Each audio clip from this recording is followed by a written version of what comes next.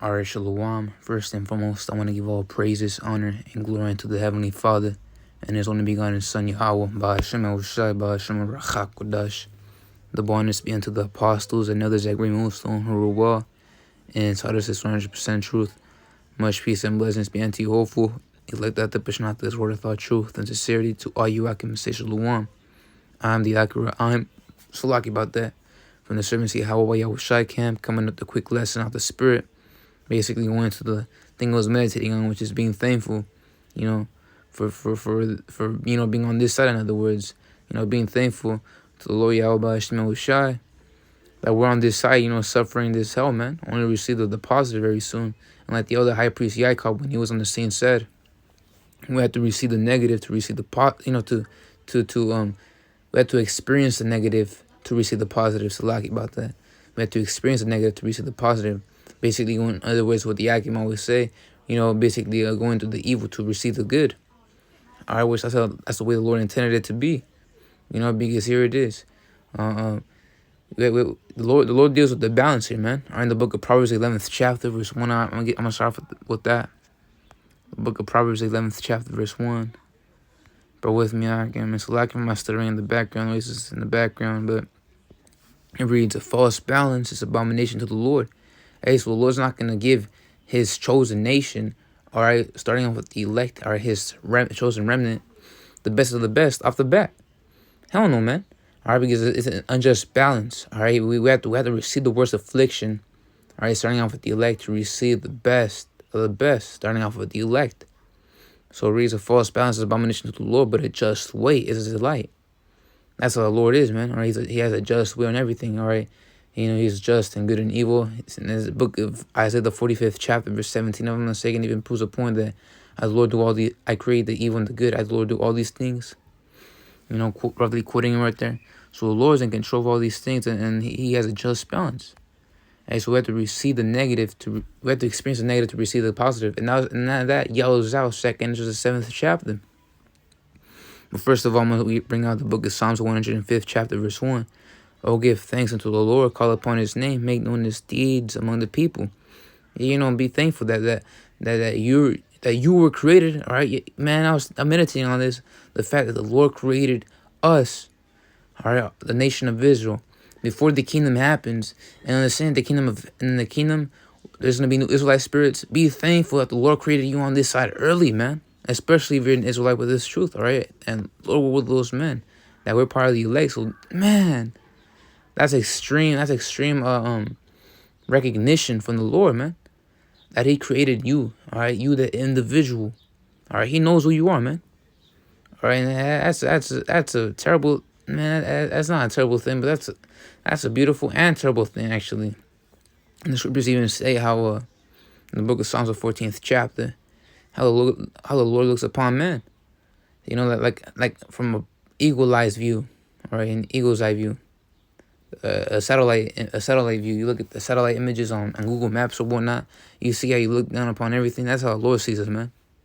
Not only that, but also add on, getting deeper, you have the angels, man. Through the Spirit, they literally be giving the report every millisecond. So the Lord knows everything. What's up, man? All right, basically every action you do is already reported. Not only that, but it's already preordained. I just scripture say that the king starts in the hand of the Lord, which that word heart basically means mind in the Hebrew.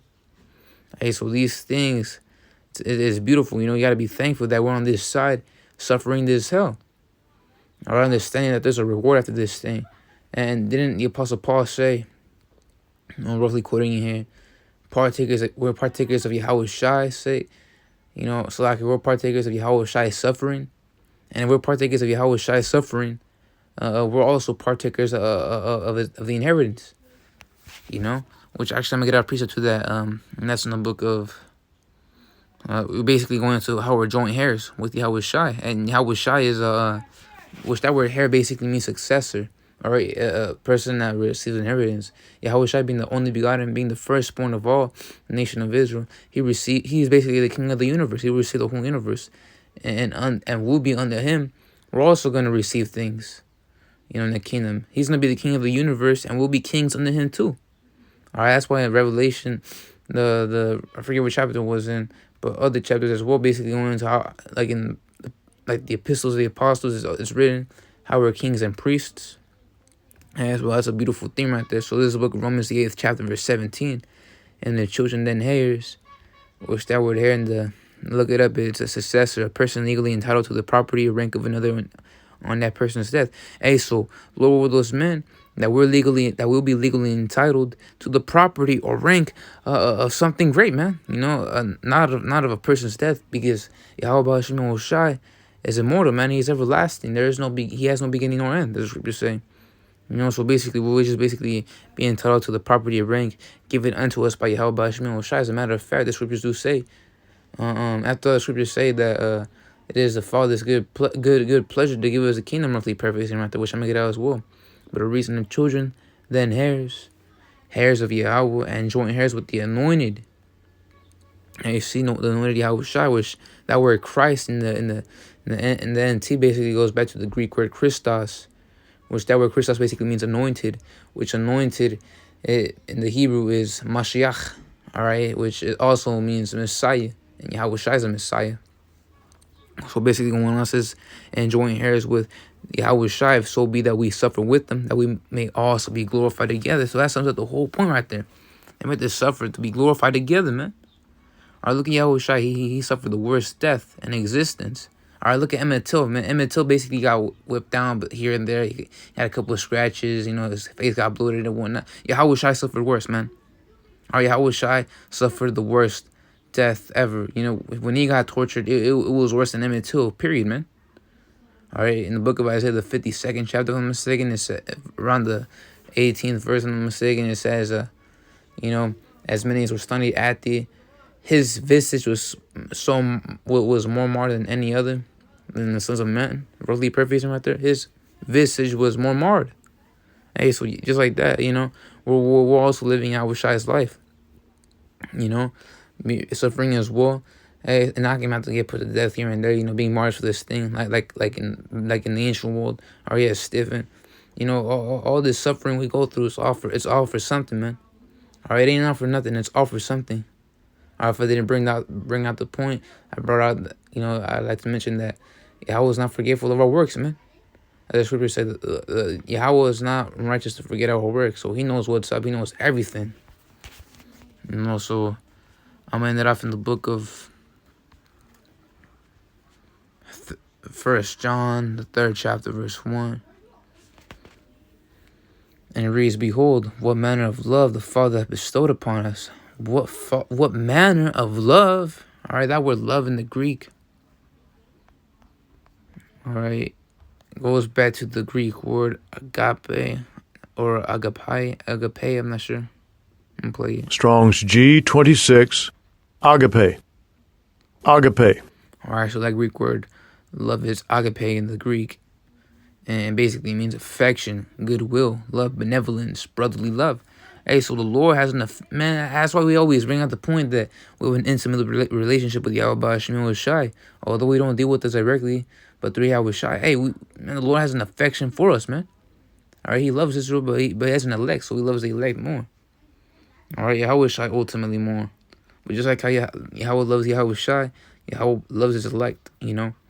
So going on, it says, behold, what manner the Father hath bestowed, which that word bestow basically goes back to the Greek word, all right, diadome, if I'm mistaken. Strong's G 1325. Didomi. And the thing I don't get is, like, it's written in some form where you could try and pronounce it, but the dude pronounces it the weird way. I just wanted to bring that point out. But that word didome means, you know, to give something to someone of one's own accord, to give one something to his advantage, to bestow a gift, to grant, give to one asking, let have, to supply, furnish necessary things, to give to give over, deliver. You know, basically, you know, to give. All right, the Lord basically, you know, that's what the word bestow means, to give. So basically, the Lord, you know, gave us, you know, a sense of, it's like a form of love. The whole manner of love that the Father has bestowed upon us, which he didn't bestow upon the two-thirds because he ain't dealing with them, that we should be called the sons of God. Therefore, the world knoweth us not because they knew him not. All right, you see all these people out there, they was always mocking and scoffing against the apostles, man. All right, but that's because they don't know who the Lord is. All right. In the book of 1 Corinthians, the first chapter, it made the mention that for the preaching is foolishness unto the world, man, and the wisdom of this world does not know the wisdom of the Lord, man. But going on, it says, therefore the world knoweth us not, because they knew him not. Beloved, now are we the sons of Yahweh, and it does not yet appear what we shall be. But we know that when he shall appear, Yahweh shall appear, we shall be like him, for we shall see him as he is. All right, and every man that hath this hope in him purifieth himself, even as he is pure. And there's an exhorting thing. The scriptures even say, exhort one another. And John the apostle, basically exhorted us with this. Now, how great is that, man? All right, I'm gonna read it again, verse 2. Beloved, now we're the sons of God, and it does not yet appear what we shall be. But we know that when he shall appear, we shall be like him, for we shall see him as he is. Man, I can't wait for that glory we'll receive, man. All right, all those rewards. The scripture say in the book of Psalms, the 33rd chapter, if I'm not mistaken. Salakia, the 37th chapter, around there. Basically here and there in the Psalms, it talks about your desires, man. I'm gonna get it out. So everything we desire, we'll have it, man. All right, I can be talking about claiming women. I can be claiming women. So hey, Lord, will we get to have those women that we desire? So desire, man. All right. So the book of Psalms, the 37th chapter, verse 4, it reads, which actually, I'm gonna start at verse 3. Trust in the Lord and do good, so shalt thou dwell in the land, and verily thou shalt be fed. Delight thyself also in the Lord, and he shall give thee the desires of thine heart. All right, which that word heart goes back to the Hebrew word la'ab, which means mind. All right, because that's where the spirit resides. That's where your brain is. That's where your thoughts are composed of. So like your thoughts are, that's what composes your thoughts. Like I just wanted to rephrase that. That's what basically composes your thoughts. All right, your thought process does not, reside within your heart. All right, that's some world BS, man. Talking to, when you read them in these quotes talking about, when your heart knows love and this and that. Basically, all this is just folly. Your real heart basically is your brain. But going on to delight thyself also in the Lord. How do we delight ourselves in our Lord? How do we delight ourselves in the Lord? By doing His will. Read, teach. I watch these edifying videos.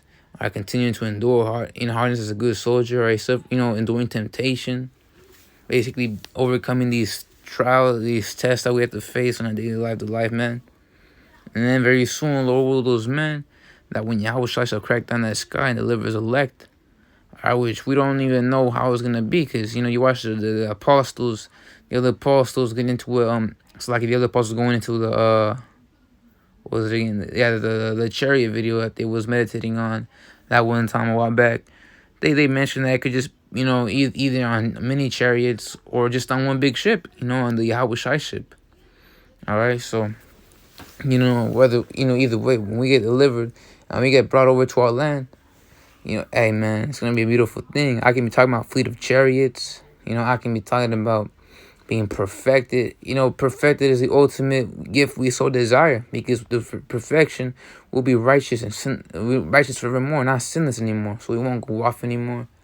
All right, the wages of sin Romans 6 verse 22 will be of none effect unto us. Hey, because we'll be a righteous nation, and we'll also be comely. All right, I can talking about good for the Sikhs. Hey, because we got something known as an endomorph, an ectomorph, and a mesomorph. I can basically the opposite of what they want to be, man. The Lord messed us up, man. The Lord messed us up. But Lord, will we receive the kingdom? We'll also receive glory. All right, hey, you have to realize, the 1/3. All right, the 144,000, the 1/3. All right, the elect. All right, those men, they have a higher status than the 2/3 and the new Israelite spirits. All right, when the new Israelite spirits come, all right, they'll just be general Israelites. Or just some general, normal Israelite.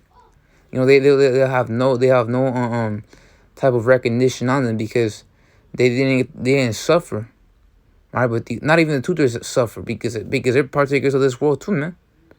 And so what? Then they basically keep on going off, wickedly pleasing the flesh. They die and they come back, basically simple and soft. But the Israelite men of the Lord, hey, we have to go through all this BS, suffering, but it's all for something. It's all for the kingdom. We'll be famous. We'll have this and that. We'll have glam again. We'll have glamour. All these women will flock to us, man. All these degenerate ass women that so hated us will start running to us and start bowing down and crying at us, kissing our feet and whatnot, like the heathen. Hey, but either we're gonna accept you or we're gonna reject you.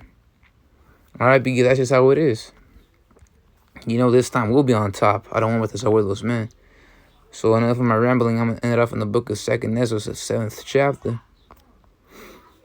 verse 9. It says, it's lucky, verse 7. The entrance thereof is narrow, and is set in the dangerous place to fall, like as if there were a fire on the right hand and on the left the deep water. We gotta keep on enduring, Akim. We cannot, fall off onto temptation and be partakers of that, because hey, man, time is already up, man. All right, we don't got time to be playing right now. 2022, the year of turn up. All right, you fall off and you're stuck right there. You're stuck on that train track, and waiting to get demolished. All right, the Lord could literally kill your ass right there, man. Which the Lord does not happen. I don't want this. I would keep on staying sturdy and circumspect. All right, being sober minded. But yet again, falling to either side is a dangerous thing. And one only. So we gotta stay circumspect. Keep on praying, knocking. Scriptures even say, pray without ceasing. That was in the book of 1 Thessalonians, the 5th chapter, if I'm mistaken. Correct me if I'm wrong. Verse 17. But going on, it says, and one hand, and one only path between them both, even between the fire and the water, so small that there could but one man go there at once. If this city now were given unto a man for an inheritance, if he never shall pass the danger set before it, how shall it receive this inheritance? Yeah, man, how would you receive an inheritance without going through the only path there? Or you're not going to fly. There's no ability to fly over. With spiritual power, so just flying will come. And during Jacob's trouble, when all hell pops off, when all hell breaks loose, when shit is the fan, but ultimately that power will be retained by all the Israelites in the kingdom. But going on, it says, and I said, it is so, Lord. And then said he unto me, even so also is Israel's portion. Israel's portion, man. All right, the Lord's only dealing with the nation of Israel, starting off with the elect, because for their sakes I made the world. And the world, the world, earth, the original name of it was Eden, which goes to the Hebrew word Adam, which means a paradise for man. All right, a beautiful getaway, if you will. All right, but planet-sized getaway. But now it's not the same anymore, because we have to endure through all this BS to receive, that beauty, that glamour. All right, because for their sakes I made the world, and when Adam transgressed my statutes, then was decreed that now was done. Then were the entrances of this world made narrow, full of sorrow and travails. They are but few and evil, full of perils and very painful. For the entrances of the older world were wide and sure, and brought immortal fruit. And then they that live labor not to enter these straight and vain things, they can never receive those things that are laid up for them. All right, and that's why Yahweh Shai, and it's always stressed out. And we cannot stress out how much, man. Or is it we stress out, or we can't ever stress out? I forget. I don't know how to say that, saying that phrase. But like Yahweh Shai said, man, he that endures until the end, the saint shall be saved. And that's not everybody right there. That's only some. But with that being said, I hope this video was edifying. Lord will continue to push. I don't want to decide this video was exhorting, motivating to the Akim. With that being said, after this video was edifying, I want to give all praises, honor, and glory to Yahweh, Ba'ashem Hushai, Ba'ashem Rachak Kodash.